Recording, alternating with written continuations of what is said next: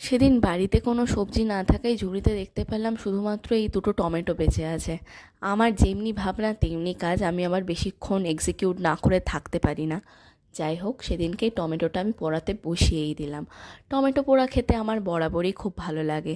Actually শীতকালে আমার সব কিছু খেতেই ভালো লাগে। সে টমেটো পোড়াই হোক, বেগুন পোড়াই হোক, আলু পোড়াই হোক, আমাকে ভালো করে রান্না করে দিলেই আমি খেয়ে নেব। সে যে পোড়াই হোক না কেন। শীতের কালে আগে কত ভালো করে বেগুন পোড়া দিয়ে রুটি খেতাম, খেতাম, কিন্তু এখন ভাগ্যের এমনই দোষ, এমনই অ্যালার্জি হয়ে গেছে যে সে খাওয়ার সুযোগ আর হয়ই না বলা গেলে চলে।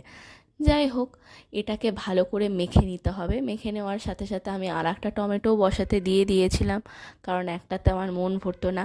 এরপরে ছোট্ট একটা পেঁয়াজ কুচি এটার সাথে মেখে নিতে হতো। এই টমেটো পোড়াতে কিন্তু বেশি কিছু লাগে না, শুধু নুন, তেল আর একটু সামান্য ধনেপাতা তোমরা দিতেও পারো, চাইলে নাও দিতে পারো, সেটা তোমাদের উপর ডিপেন্ড করে। এরপরে এই লঙ্কাটা, যদিও লঙ্কাটার কোয়ালিটিটা আমার খুব একটা ভালো লাগেনি, কবেকার থেকে পড়ে আছে এটা। লঙ্কাটার ভেতরে ঝাল বলতে কোনো কিছুই ছিল না।